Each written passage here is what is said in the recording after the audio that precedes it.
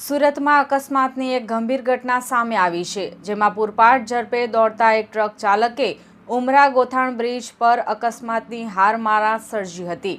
ટ્રકે એક બે નહીં પરંતુ 3થી વધુ કારને ટક્કર મારી હતી, જેના કારણે વાહનોને મોટું નુકસાન થયું હતું। પ્રાપ્ત માહિતી અનુસાર આજે આ ઘટના ઉમરા ગોઠાણ બ્રિજ પર બની હતી। બેફામ ગતિએ આવતા એક ટ્રકના ચાલકે સૌપ્રથમ રસ્તા પર ચાલી રહેલી 3થી વધુ કારોને ઉપરાઉપરી ટક્કર મારી હતી। આ ટક્કર એટલી જોરદાર હતી કે કારોને ગંભીર નુકસાન પહોંચ્યું હતું। કારોને ટક્કર માર્યા બાદ આ બેકાબૂ ટ્રક અન્ય એક ટ્રકમાં ધડાકાભેર ઘૂસી ગયો હતો, જેના કારણે અકસ્માતની ગંભીરતામાં વધારો થયો હતો। સદનસીબે આ ગંભીર અકસ્માતમાં કારમાં સવાર લોકોને સામાન્ય ઈજાઓ પહોંચી હતી, પરંતુ કોઈ જાનહાનિના સમાચાર નથી। અકસ્માત સર્જ્યો બાદ ટ્રકનો ચાલક પોતાનું વાહન ઘટના સ્થળે મૂકીને ફરાર થઈ ગયો હતો। અકસ્માતને પગલે ઉમરા ગોઠાણ બ્રિજ અને આસપાસના રસ્તા પર ભારે ટ્રાફિક જામના દ્રશ્યો સર્જાયા હતા।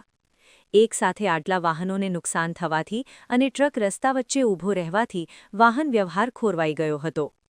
પોલીસે ઘટના સ્થળે પહોંચી કાર્યવાહી કરી।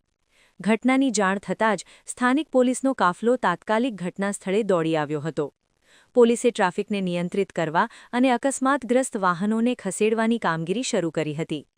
પોલીસે ફરાર ટ્રક ચાલક વિરુદ્ધ ગુનો નોંધીને તેની ધરપકડ કરવા માટે વધુ તપાસ હાથ ધરી છે। આ ઘટના બેફામ ડ્રાઇવિંગના જોખમો પર ફરી એકવાર સવાલ ઊભા કરે છે।